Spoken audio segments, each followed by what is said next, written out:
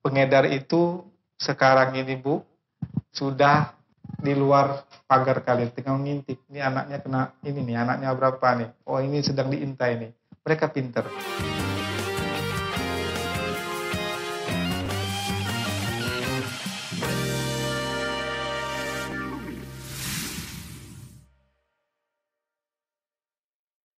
Salam sahabat Bengkulu Cerdas, jumpa lagi bersama saya Hamzani kepada Bapak Saiful Anwar. Benar. Bapak Saiful Anwar dari BNN Kota Bengkulu. Sebenarnya saya ini lama kenal dengan beliau ini. Kan? Iya. Kita juga sering buat kerjasama, dulu bermitra dengan BNN Kota untuk mengadakan sosialisasi mengenai bahayanya narkoba. Iya. Dulu kita pernah punya kegiatan di SMP 16, dulu ada kegiatan juga di SMA. Saya lupa SMA Sukaram, SMA 10 kalau tidak salah. Iya, SMA 10 ya. Di masjid pernah juga kita lupa ya, di masjid ya kan.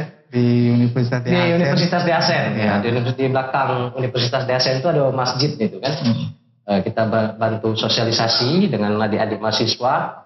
Saya berharap kepada seluruh penonton, sahabat Bengkulu Cerdas untuk dapat mendukung konten kita ini dengan cara subscribe-nya, like dan komentar, dan bantu share juga. Mudah-mudahan dialog kita ini bisa membuat masyarakat Bengkulu lebih tercerdaskan. Benar. Apalagi khususnya mengenai masalah bahayanya narkoba. Ya. Kita sapa langsung saja Bapak Saiful Anwar. Ya. Dengan sehat Pak? Alhamdulillah sehat. Alhamdulillah sehat. Ya, kan masih tetap semangat Pak ya? Semangat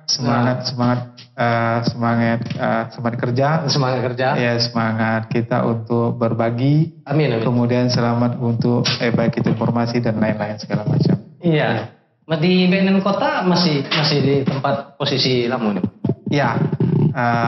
BNN Kota Bengkulu masih di Pagar Dewa, tepatnya di Jalan RE Marta Dinata 6, RT nomor 19, Kelurahan Pagar Dewa. Jadi kalau kami sekarang sedang satu komplek dengan BPPD ya, Penanggulangan Bencana Daerah Kota Bengkulu. Sebagai awal pembicaraan kita, ya kan, terhitung pada 19 November, ya kan, 2021 melalui penelitian pada tahun 2019. Jumlah pengguna narkotika di Provinsi Bengkulu mencapai 19.268 orang, berkisar dari umur 15 sampai 64 tahun.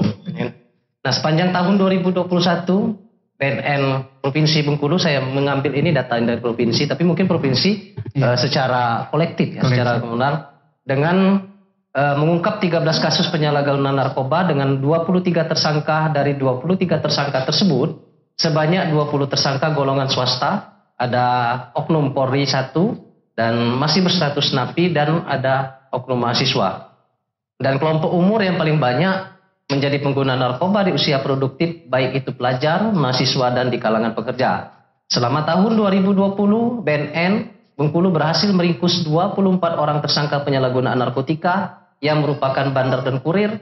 Jumlah barang bukti dari 8 kasus yaitu sabu, ganja, yang disita dari 24 tersangka berupa 3.097,27 gram sabu dan 61.400 gram ganja. Puluhan tersangka yang ditangkap tersebut merupakan hasil penyelidikan dan pengembangan dari 8 kasus sabu dan ganja. Dan Kepala BNN Provinsi Bengkulu, Brigjen Pol Toga Habinsar pada tahun 2019. Kalau sekarang sudah ganti ya, Pak Supratman. Pak Supratman ya, ya. Pak Supratman. Orang asli Bengkulu. Orang asli Bengkulu yang rumahnya di Lingkar Barat kalau tidak salah. Iya benar. Ya, kan di perumahan apa namanya itu? Pepabri. Di perumahan Pepabri. Iya. Jumlah yang tersangka ditangkap mengalami peningkatan pada tahun 2019 lalu. Jumlah tersangka ditangkap sebanyak 21 orang dengan jumlah laporan 10 orang. Dibandingkan pada tahun 2018 juga mengalami kenaikan. Ya. Tahun 2018 itu sekitar 20 orang tersangka. Ya. Nah, artinya dari narasi ini luar biasa, Pak. Ya, kan? Peningkatan signifikan di penyalahgunaan di narkoba di Provinsi Bengkulu ini semakin lama semakin meningkat. Ya. Kan? Kasusnya pun semakin bertambah. Dan kita sangat sayangkan bahwa pengguna narkoba ini di antara umur 15 bahkan ada sampai 64 tahun. Ya kan? Menurut data itu penyalahgunaan narkoba ini di tingkat remaja ini luar biasa, Pak. Saya punya beberapa datanya ini tahun kita bisa bayangkan untuk penggunaan narkoba itu di Bengkulu terbanyak di usia produktif, ya kan? Wah ini Remaja. ini remaja, artinya kita miris, Sangat ya kan? miris, ya. Sangat miris karena Indonesia mengalami bonus demografi yang luar biasa, ya kan? Ketika bonus demografi ini tidak dimanfaatkan dengan baik, justru negatif, ini akan merusak bangsa dan negara kita. Untuk itu, saudara-saudara sekalian, sahabat Bengkulu Cerdas, kita berdialog. Alhamdulillah hari ini kepada Bapak Saiful, terima kasih sudah hadir di komunitas kita Bengkulu Cerdas, Pak. Mudah-mudahan informasi yang BNN berikan bisa mengedukasi kita semua. Amin. Amin. Kira-kira Pak, tugas dan fungsi BNN ini seperti apa Pak? Oke, terima kasih. Kita sudah melakukan sinergi, berkolaborasi sudah lama ya Pak ya? Iya, sudah dari lama. 2018 kita sosialisasi. Jadi baiklah, terima kasih. Kami diberikan kesempatan untuk menyampaikan informasi dan kami pertama-tama menyampaikan apresiasi kepada Bengkulu Cerdas ya, channel Bengkulu Cerdas yang telah memberikan kesempatan kami untuk memberikan informasi tentang khususnya tentang bahaya narkoba. Perlu diketahui bahwa Indonesia ini sudah menjadi pemakai atau pemasaran yang paling besar di Asia. Jadi Pak Presiden kita Pak Jokowi sudah bilang bahwa ini sudah menjadi Indonesia sudah menjadi krisis, sudah menjadi kejahatan narkoba ini merupakan keluarganya extraordinary. Jadi kejahatan yang sangat luar biasa. Laten. Jadi kalau mau dibandingkan dengan itu mungkin ada 3. Pertama mungkin itu adalah teroris, kemudian korupsi. Nah yang ketiganya ini adalah penyalahgunaan dan peredaran gelap narkoba. Di sini BNN hadir. Kalau kita lihat dari hasil penelitian, khususnya terakhir tahun 2020 antara BNN RI dengan Universitas Indonesia itu terjadi peningkatan prevalensi penyalahgunaan narkoba itu sebesar 1,95%. Jadi kalau dihitung berapa jumlah jiwanya itu mencapai 3,6 juta. Ya Allah. Nah, jadi itu yang seluruh Indonesia. Jadi ada peningkatan dari 1,8 2019 2020 ada peningkatan. Nah, ini mirisnya khususnya seperti yang disebutkan tadi, khususnya di Provinsi Bengkulu itu mencapai 19 sekian ribu orang. Itu punya prevalensi penyalahgunaan narkoba. Sedangkan untuk khusus di kota, kalau kita kerucutkan lagi di kota, itu mencapai 5.670 orang. 5.670 orang selama setahun. Ini hasil masih kita kalau di kota masih ada penelitian dari 2017. Iya, 5.000 ini itu yang terindikasi yang punya prevalensinya. Nah, mirisnya lagi yang paling banyak pemakai ini adalah remaja. Umur dari 16 sampai 50 sampai 60 tahun. Di lapangan mirisnya sekali. Anak-anak SD, SMP itu sudah memakai narkoba. SD, Pak? SD, kita sudah temukan. Bahkan berapa kasus SD, Pak? Kalau kasus kita belum bisa kita ini kan, tapi kita sudah pernah menatangi contoh di SMP. Oh, itu tempat kita sosialisasi kemarin. Benar. Kemudian ada di SMP yang lain-lain juga. Kita mengajak kerjasama. Yang mereka pakai ini bukannya ganja, bukannya sabu, bukannya ekstasi. Apa? Tapi yang mereka pakai ini adalah bahan adiktif seperti sampodin, lem ion. Jadi narkoba itu kan bukan hanya sabu, ganja. Iya, dia kan narkoba itu kan singkatan, narkotika, psikotropika dan bahan adiktif. Nah, kalau untuk anak SD, anak SMP dia pakainya bahan adiktif. Itu sampodin. Kalau dulu sampodin itu apa? Sampodin itu obat batuk. Oh, kayak komik kayak itu. Ya, kalau dulu orang komik pakai. komik anak-anak dulu. Tapi setelah komik ini tidak lagi memproduksi yang harganya yang ecerannya 1.000, yang Rp1.000 itu, mereka sekarang sudah membuat yang herbal. Herbalnya itu 11.000 atau 15.000, jadi nggak dipakai lagi. Akhirnya orang anak-anak itu larinya ke Samsudin. Jadi di setiap obat itu ada namanya zat adiktif atau narkobanya, pasti ada. Tapi kalau dia makainya benar, itu jadi obat. Ya. Kalau Samsudin itu kan dia kan obat batuk. Kita pakai obat itu kan ada 3 kali sehari, 3 kali sehari, pagi, siang, dan sore. Ini dipakainya sekaligus dicampur, ditambah lagi dengan minuman-minuman yang energi begitu, dicampur dan lagi ada malah nih yang pakai campur tua. Sorry Pak, dari mana anak SD itu tahu kalau misalkan Samsudin itu Samsudin nama orang. Ya. Sorry, Samsudin nama orang.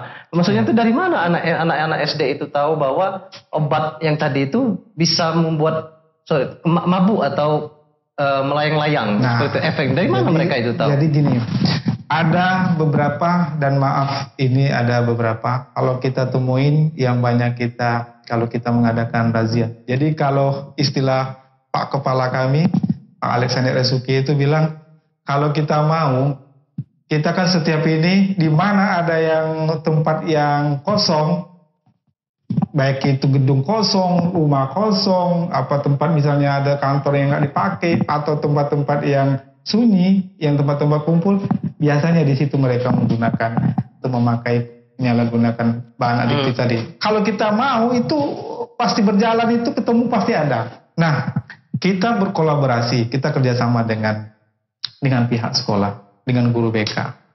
Silakan didata anak-anak yang nakal, maksudnya yang dilihat dia merokok atau dia misalnya ada bedah dengan yang lainnya, itu didata. Setiap wali kelas disebutkan membeda untuk kelas masing-masing.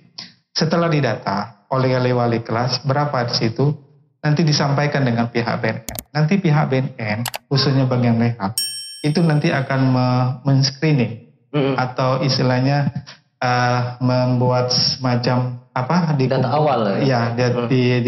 Mereka dipanggil yang berapa orang ini, misalnya 50 orang atau berapa orang, kita dipanggil, nanti di screening, ditanyai, dites apa yang mereka ini, itu memang ahlinya rehab ya. Di situ kan rehab kan terdiri dari psikolog, ada dokternya, ada yang pegawai kesehatannya. Nanti mereka memang punya bekal ilmu untuk screening itu.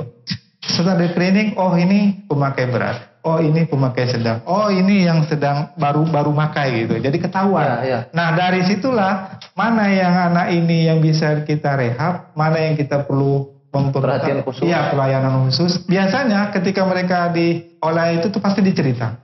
Dia cerita, oh saya pakai ini, oh saya pakai. Kenapa kamu pakai ini? Oh saya dipaksa sama teman ini. Oh kenapa kamu pakai ini? Ngikut temannya nih, lihatnya asik jadi ngikut juga. Kebanyakan ada yang dipaksa, dibully istilahnya. Ya. Kamu kalau mau masuk grup kami, mau masuk kelompok kami, kan biasanya kalau anak-anak itu kan ada kelompok tuh di SMP-nya atau di sekolahnya. Oh ini kelompok, kalau mau masuk kelompok kami, jangan masuk geng kami. Ya kalau mau masuk geng kami istilahnya harus minum ini, harus pakai ini, harus melakukan ini. Nah mereka dipaksa. Biasanya kebanyakan dipaksa. Nah, baik itu cewek baik cowok. Jadi ada istilahnya seperti itu. Ada juga yang mereka istilahnya ya terpengaruh dari luar. Mungkin dia misalnya nongkrong. Kalau anak-anak kan biasanya nongkrong, cerita sambil ngobrol, sambil ini. Oh lihat temannya itu, mereka terpengaruh seperti itu. Ya mungkin juga lewat internet. Mungkin mereka lihat-lihat seperti itu. Banyak faktor mereka mengetahui itu. Anak-anak umur SMP, SD itu khususnya SMP, itu anak-anak yang istilahnya egonya tinggi.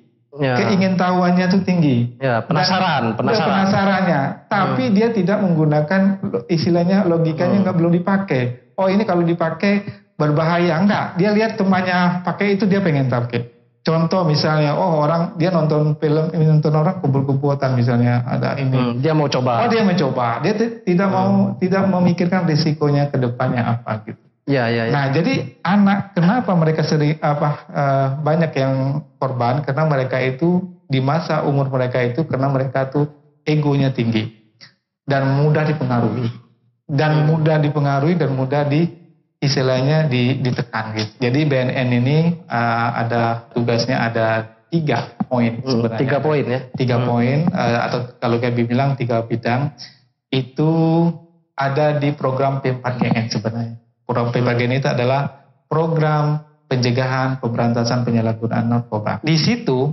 ada pertama bidang pencegahan seperti kami bidang pencegahan. Kami kebetulan di BNN Kota Bengkulu itu ada kami di bidang pencegahan. Apa kerjanya? Kerjanya itu memberikan sosialisasi, memberikan informasi, memberikan edukasi. Apa itu bahaya narkoba, apa efeknya, apa segala macam ke seluruh masyarakat, khususnya kepada anak-anak kita. Kita rajin datang ke sekolah, kita rajin datang ke perguruan tinggi, kemana ada yang ada spot, ada kegiatan yang tentang berhubungan dengan anak-anak, remaja, kami datangin. Jadi kami kebetulan kayak kita kemarin Wadah Sedekah, kami sangat apresiasi sekali sudah membuat semacam program begitu. Kami sangat support sekali gitu. Karena itulah yang kami inginkan dari masyarakat. Insyaallah kita buat lagi itu. Siap, kami sangat mendukung sekali. Kapanpun ada kami siap turun ke situ sama-sama kita di sana. Dan tidak ke sekolah aja, kami berusaha mendatangi ke perusahaan, ke dinas, instansi. Kita memberikan edukasi, memberikan informasi tentang bahaya narkoba. Kalau ke perusahaan, ke dinas, instansi itu bukan berarti mereka tuh ada yang terinying, bukan, tapi gimana caranya kita jangan sampai terjadi. Jangan sampai terjadi, bukan dengan mereka, mungkin jangan sampai anaknya, keluarganya atau tetangganya. Nah, bahkan kalau perusahaan kami ngajak bersinergi. Seperti ini kita akan mendukung. Misalnya apa yang bisa perusahaan itu bisa apa sih yang bisa mereka kolaborasikan? Kolaborasikan. Nah, apa yang ini kita sama-sama seperti itu kita menjaga. Kemudian yang kedua ada namanya segi pemberantasan. Nah, memang di situ di BNN ini kan ada 2. Ada yang personilnya dari aparat kepolisian, anggota, ada yang namanya macam kami adalah PNS. Jadi ini istilahnya yang sipilnya.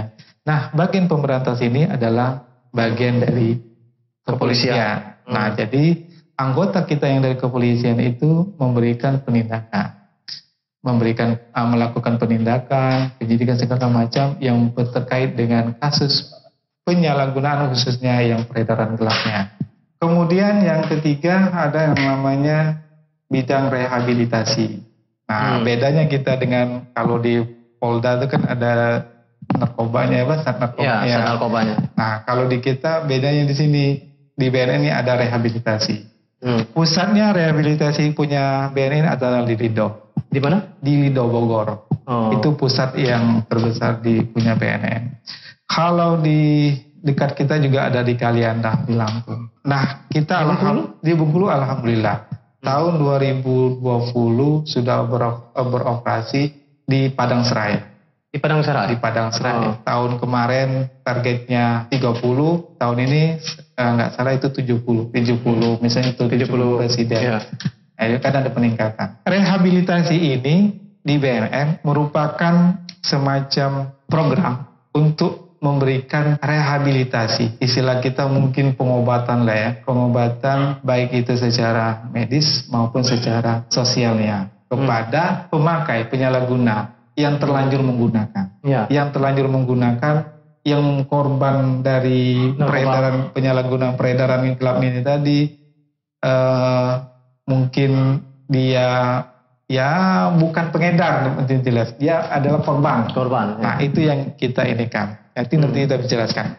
Apa bedanya kalau orangnya pengedar kita nggak rehab, malah kita itu yang kita perkarakan, dihukumkan gitu kan. Tapi kalau dia korban, itu kalau di BNN itu gratis. Biayanya gratis. Gratis dalam istilahnya pengobatannya. Yang bisa kita lakukan di rehabilitasi, apa syarat-syaratnya maksudnya? Caranya gampang.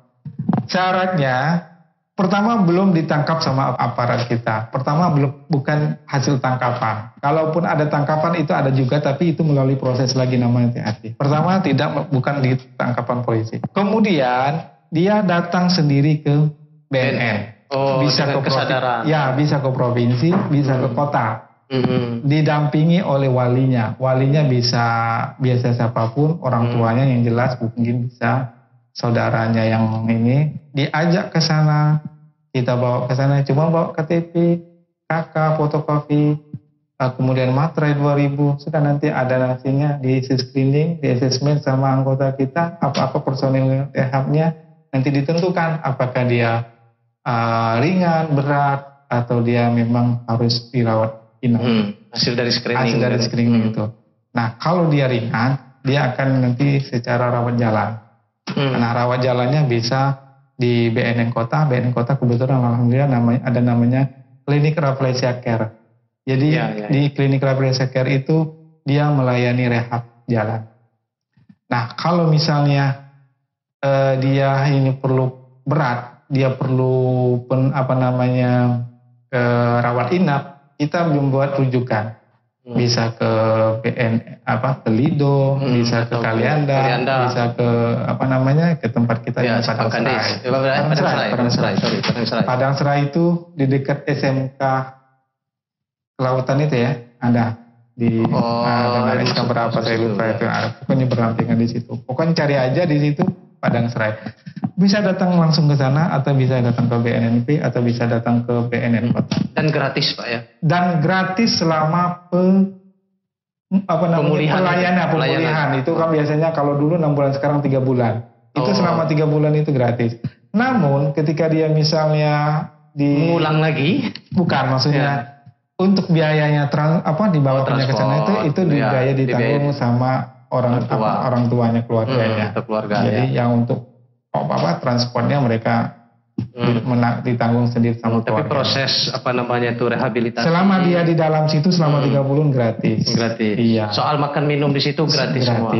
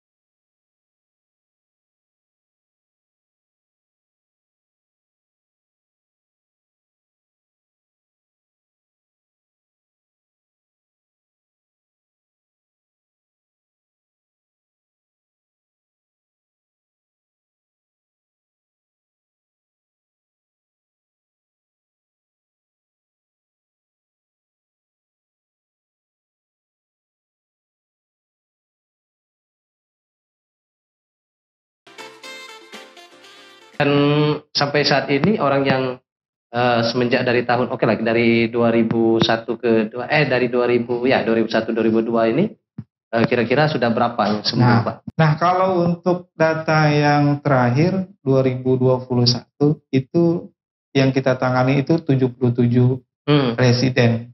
Nah, 77 jiwa. Ada yang kita kirim ke kalian, enggak ada. Ya, kemudian, nah kita juga ada kerjasama dengan, saya lupa. Ada juga selain dari yang punya BNN, kita juga ada kerjasama dengan Pesona ya. Apa? Pesona, yayasan. Pesona. Oh, yayasan. Ya, kita di sini di Bengkulu ini ada 3 yayasan yang bergerak di dalam bidang rehabilitasi. Pertama Pesona, kemudian Yayasan Kipas, kemudian satu lagi Win Foundation. Win Foundation di Curup. Oh, baru dengar saya itu. Nah, di Curup. Nanti keluarga kalau misalnya itu bisa pilih. Mau dia ke Kipas, mau dia misalnya lewat BNN atau dia maunya ke yang yayasan. Namun kalau di yayasan ini dia berbayar. Oh, yayasan berbayar. Jadi intinya bagian rehabilitasi kita itu akan mereka datang akan di screening, hasil screening itulah akan menentukan mereka bisa dirawat apa. Mereka kalau ringan dirawat jalan, kalau dia misalnya berat akan dirujuk, rujukannya tergantung keluarga. Ya. Kemana. Pada masyarakat Bengkulu, pada penonton Bengkulu Cerdas, apabila anak-anaknya sudah terindikasi untuk menggunakan narkoba sebelum jangka panjang, lebih baik langsung datang saja ke BNN provinsi, BNN kota atau ke BNP. Nah, seperti itu, ya kan? Jadi ini himbauan dari kita, khusus dari Bengkulu Cerdas dan dari BNN. Benar, itu kami mendukung. Jadi jangan ketika anaknya sudah berat, sudah meneror keluarganya sini, sudah harta habis baru datang. Oh, itu sudah berat itu namanya. Nah, mulai sekarang pemirsa Bengkulu Cerdas, sekarang mulai jalin komunikasi dengan anak, dengan saudara kita, dengan keluarga kita. Ajak komunikasi, kita perhatikan. Kalau anak kita ini, kalau misalnya keluarga kita ini, biasanya orangnya priang, biasanya orangnya suka ngobrol. Tahu-tahu nih diam. Kemudian suka mengurung diri.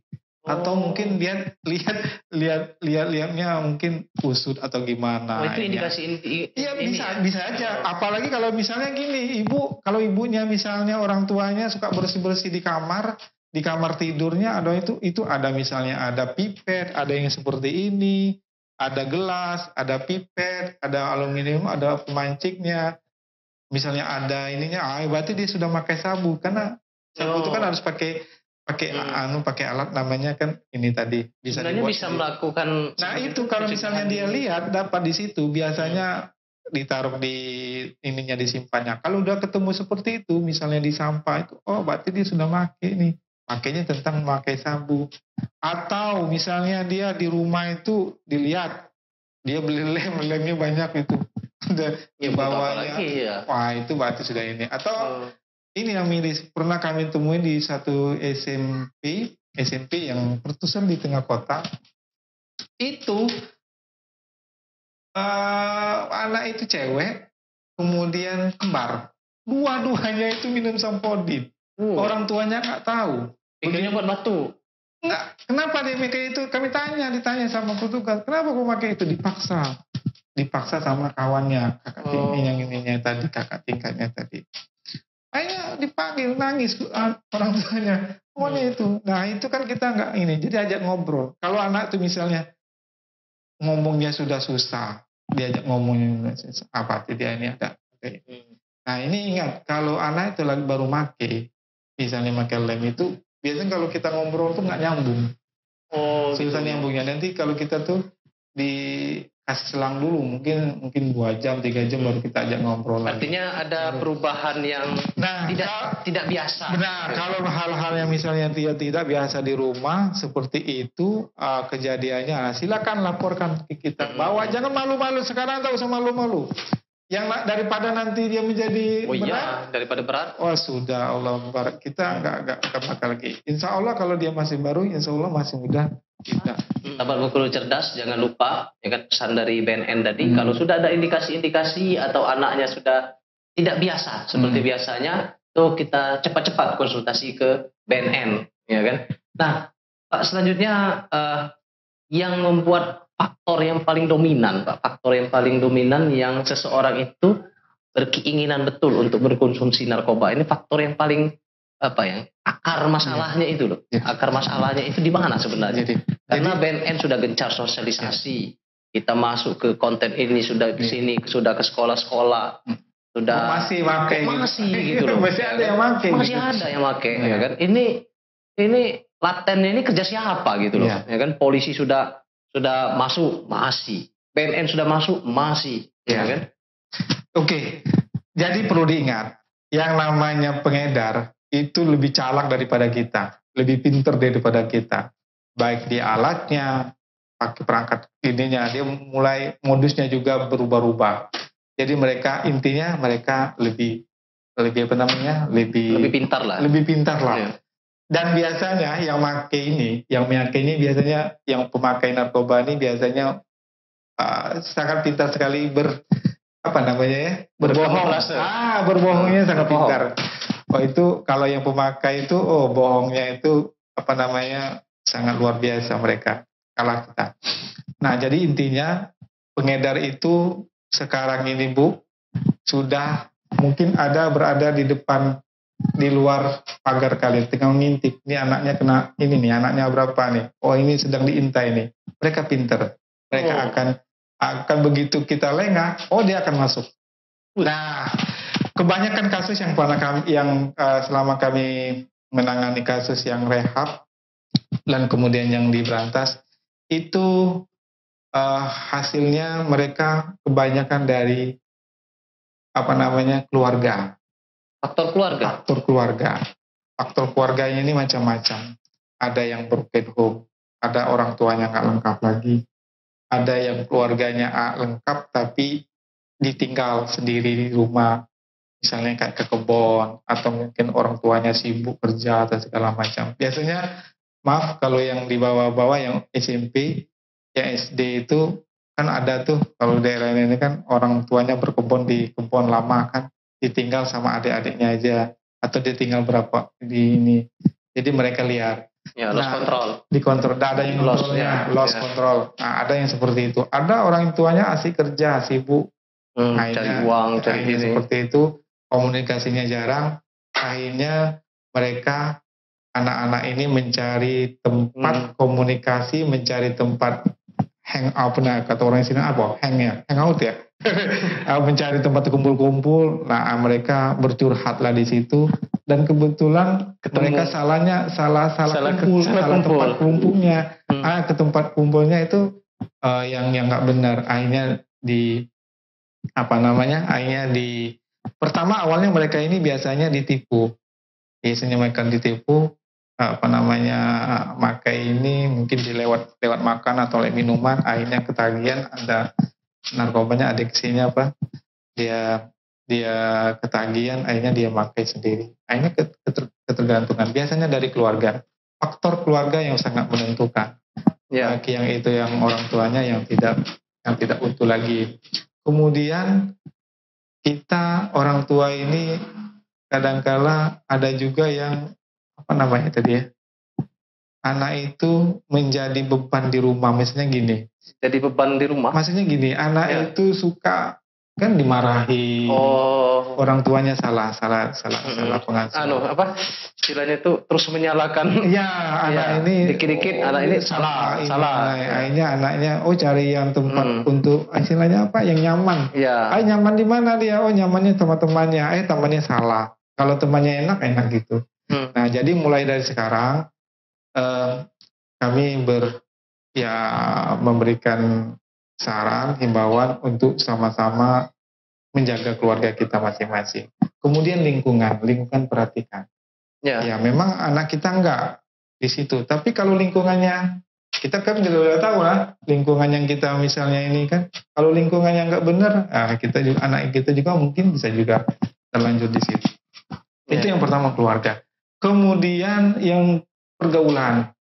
Pasti itu pergaulan. Kebanyakan terjadi pergaulan. Pergaulan ini banyak macam. Biasanya orang itu nggak mungkin lah dia, kalau sadar awalnya tuh, aku mau pakai, nggak mungkin. Ya. pastilah dia Diiming-imingi, dibujuk atau dia ditipu, maksudnya ditipu. dimasukin di makanan atau di ini enak nih, ini atau dari rokok kalau ganja. Jadi dia kalau misalnya kita kan biasanya kalau perokok, kalau ketemu orang yang ini kan kalau biasa pertama kali ketemu berteman itu, ini biar akrab, ini disuguhin rokok.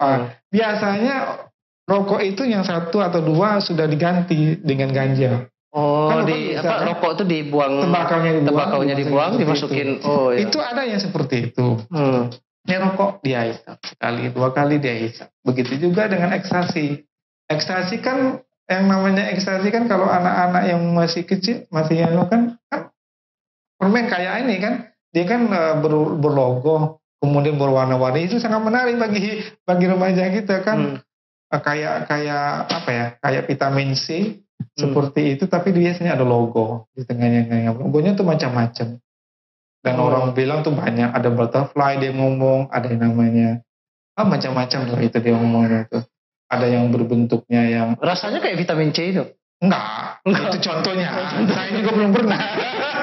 Tapi kalau contohnya seperti itu. Nah ingat, kami BNN, kami anggota baik kepolisian, baik BNN, walaupun petugas itu tidak boleh sembarangan bawa itu. Misalnya ini ada acara sosialisasi, biar tahu nih kita bawa yang aslinya. Nggak boleh. Ketika misalnya itu ada rahasia atau misalnya ada ini, kita kena juga. Nggak bisa. Kami orang BNN nih.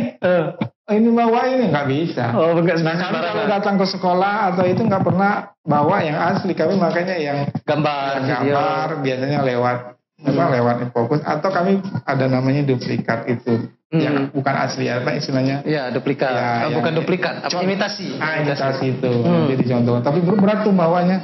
Itu kayak koper gitu. Tapi jarang dibawa juga. Kalau ada pameran biasanya ditunjukkan sama itu. Begitu, nggak boleh. Nah dari hal-hal seperti itu biasanya anak-anak itu remaja itu lewat makanan dan minuman. Kemudian satu lagi yang sangat miris, pernah juga sering ketemu itu. Biasanya orang yang dekat, misalnya lewat pacarnya, dia metian. Lewat pacar. Dia nggak tahu bahwa cowoknya ini pemakai. Dia di ini kan. Hati-hati seperti itu. Itu. Kalau punya pacar belum. Hati-hati nih. Cari pacar, cari itu tuh jangan lihat lihat tampangnya juga, jangan tampangnya juga, lihat juga perlakuannya, juga pergaulannya. Banyak sekarang orang gitu kan. Nah jadi sangat miris sekali. Aman ini Pak, kalau kru saya ini tampangnya bagus, sikapnya bagus. Alhamdulillah, kalau gitu. Ada lagi yang jelas itu penipuan, jelas sering di ini. Ada lagi dia istilahnya maaf karena dia ekonominya kurang. Ekonominya terbatas, dia mungkin awalnya jadi kurir. Jadi kurir. Dimanfaatkan. Misalnya dia disuruh bawa ini, nyampaikan sini, diberikan semacam ini. Nah biasanya ada seperti itu kasusnya.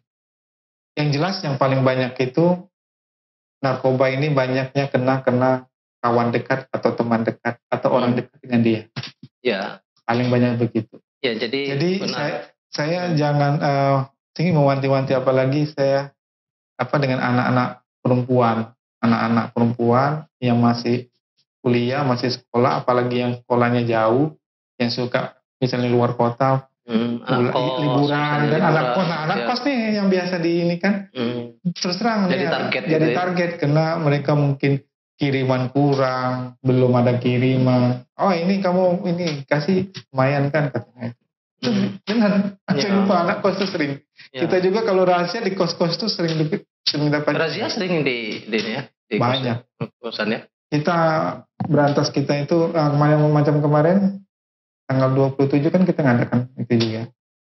Ngadakan razia juga. Ada juga yang dapat. Pertanyaan kita ini Pak, dampak ini Pak. Iya. Nah, ini juga kita harus tahu juga tentunya pasti negatif ini kan. Dampak yang terjadi khususnya tubuh manusia ini ketika mengkonsumsi ini benar sering ini disampaikan. Tapi kita harus mengulang biar masyarakat dijadikan bahwa narkoba ini sebagai momok yang sangat menakutkan. Benar. Nah, dampaknya ini seperti apa ini Pak? Iya. Jadi saya mengingat dulu, kadangkala kalau di perusahaan tuh kalau kita sosialisasi di kantor itu, kadang kita apa istilahnya guyon, bilang mudah-mudahan anak bapak kena atau keluarga bapak kena supaya kenapa? Supaya mereka care. Gitu kan. Kadang-kadang berpikir seperti itu. Kadang-kadang kita Sudah ya jadi orang ini begini Ya. Pak, kalau kena baru dia care gitu. ya baru sadar. Baru gitu. sadar. Hmm. Kalau nggak kena dia ini aja. Padahal, wah itu itu kan luar biasa kalau kenanya itu. Jadi kalau anak itu, orang itu kalau sudah kena, apalagi anak remaja yang belum masih tanggungan kita, itu yang susahnya bukan dia sendiri. Ya, orang Yang tuanya susahnya susah, keluarga susah. juga. Keluarganya bukan keluarganya situ aja, mungkin tetangganya juga segala macam. Kenapa?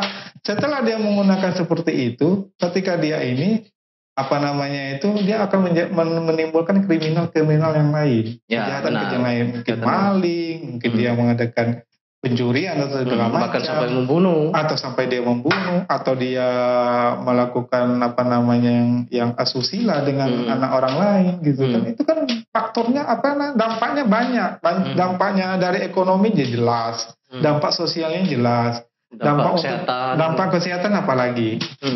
Nah, kalaulah kita lihat dulu di dampak ekonomi, seperti yang kita ceritakan tadi, ketika anak itu kalau dia makainya sabu, ekstasi, dan ganja, mereka pasti butuh dana untuk membeli itu.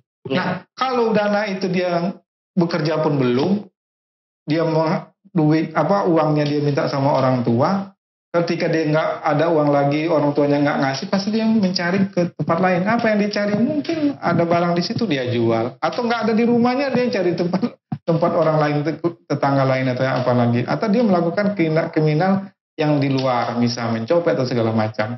Itu banyak kejadian. Kemudian kalau sudah menjadi sosialnya, yang jelas keluarga kita malu, gitu kan?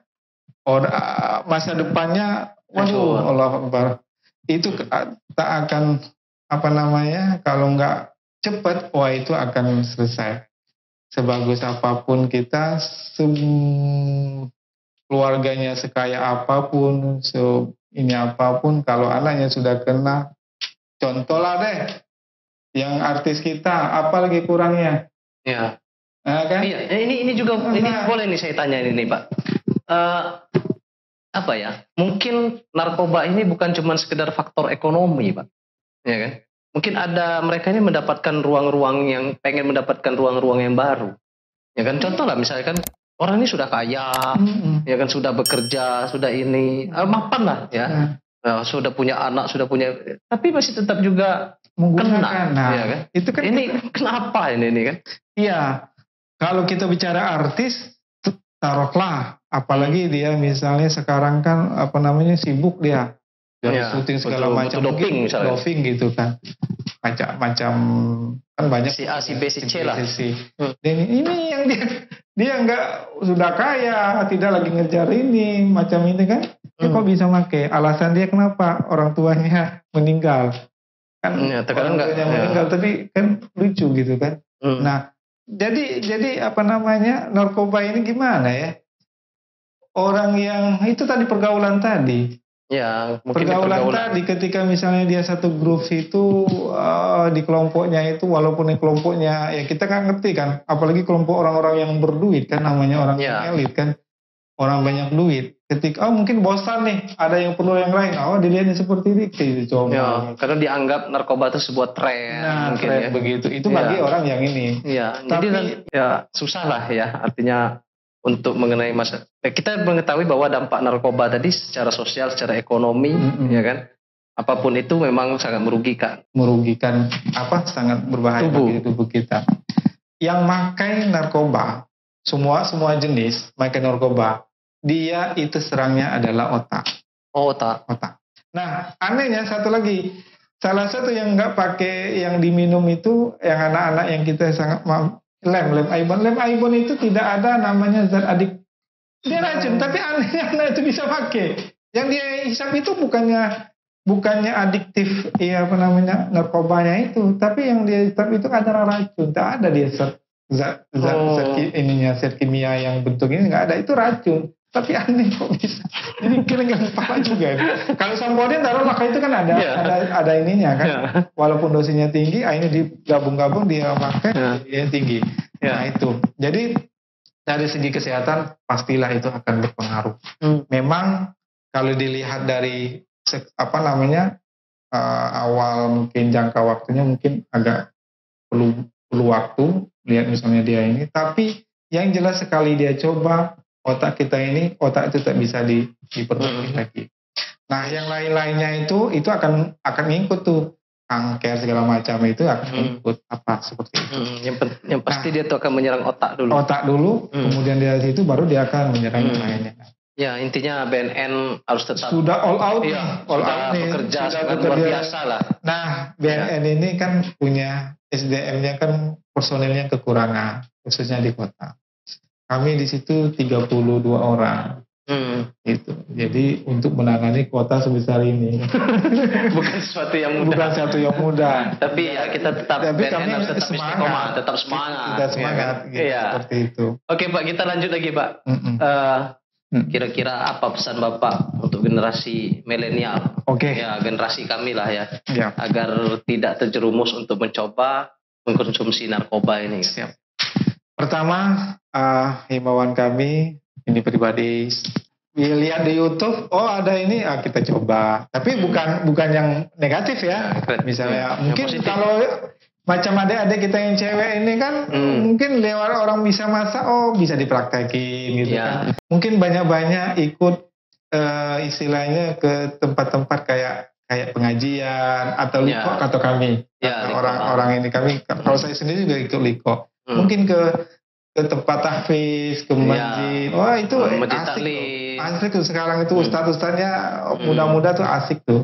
Begitu juga mungkin kawan-kawan kita yang lain mungkin kayak ke gereja Sabtu Minggu, mungkin itu asik juga bermain musik, tapi bermain musiknya yang benar maksudnya olahraga seperti disampaikan tadi. Banyak kegiatan atau mengikut klub ekstrakurikuler yang ada di sekolah. Banyak kegiatan. Jadi kalau kita banyak kegiatan yang positif, kita akan tidak berpikir.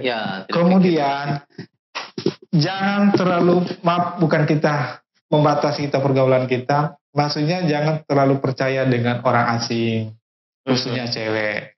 Ya kita juga misalnya di dalam perjalanan lihat nih orang ini apa nih, kalau dia tiba-tiba nyiapin ini, apalagi kalau kena hipnotis lagi kan, dikasihnya ini kalau cewek, sudah.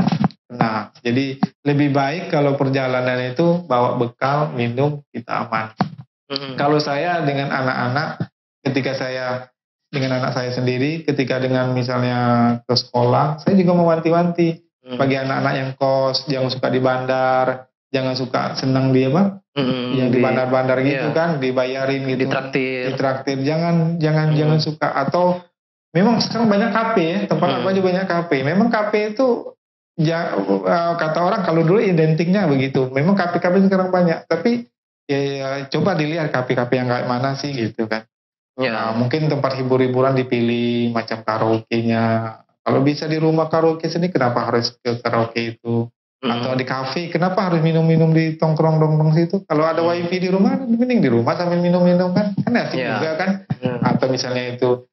Kemudian di dalam perjalanan tadi saya bilang jangan terlalu percaya. Kemudian untuk orang tua banyak-banyaklah untuk berkomunikasi. Kita di Bengkulu ada 14 kelurahan bersinar. Nah, di tahun 2021 kita membentuk 3 kelurahan bersinar ditambah FNP 4 kelurahan bersinar di Kota Bengkulu. Ini tahun ini kita ada 10 kelurahan bersinar. Jadi sudah ada bentuk kegiatannya? Nah, bentuk kegiatannya itu banyak. Ada yang banyak. Ada yang memberikan sosialisasi, pertemuan.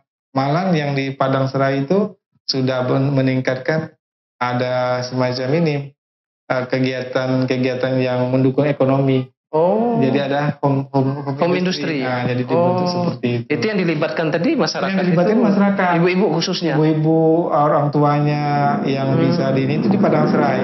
Jadi ketika misalnya, nah di sana di Padang Serai juga ada namanya IBM kita bentuk juga. Jadi di Kelurahan Bersinar Padang Serai itu ada namanya IBM. IBM tuh apa? IBM itu namanya berbasis masyarakat. Jadi kita intervensi berbasis masyarakat. Jadi yang ngelola masyarakat, yang melakukan masyarakat, idenya dari masyarakat untuk masyarakat.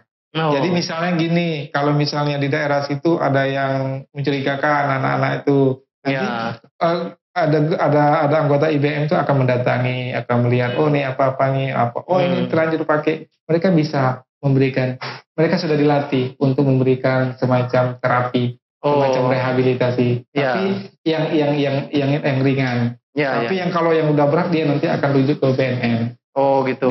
Khususnya ke BNN Kota. Nah, jadi mereka sudah bersih, sudah jalan. Bahkan kalau misalnya ada yang anak-anaknya itu dibuatkan semacam industri, misalnya kayak kemarin tuh buat kue misalnya. Ada apa namanya ikan itu ya, ikan itu segala macam. Nah, jelas itu untuk keluarga komunikasi, untuk orang tua. Keluarga itu adalah benteng utama. Nah. Terima kasih. Oke, siap. Demikian sahabat Bengkulu Cerdas, dialog kita dengan teman-teman BNN, Badan Narkotika Nasional Kota Bengkulu. Inilah sedikit informasi dari kita, mudah-mudahan bisa mengedukasi, bisa mencerdaskan sahabat Bengkulu Cerdas. Dan jangan sampai, pesannya tadi, jangan sampai tercicip. Jangan sampai mencoba. Ya, Sekali mencoba pasti seumur hidup. Susah untuk seumur hidup. Dan saya pikir ada satu untuk memberantas narkoba ini, jangan beli narkoba. Kalau jangan beli narkoba, siapa yang nak jual? Benar. Jadi itu memutus tali rantai peredaran narkoba itu, jangan beli narkoba. Ya kan? Terima kasih sudah hadir. Mudah-mudahan bisa mengedukasi masyarakat Kota Bengkulu pada khususnya dan masyarakat Indonesia pada umumnya demi kepentingan bangsa dan negara. Bila taufiq wal hidayah, wassalamualaikum warahmatullahi wabarakatuh. Salam Bengkulu Cerdas.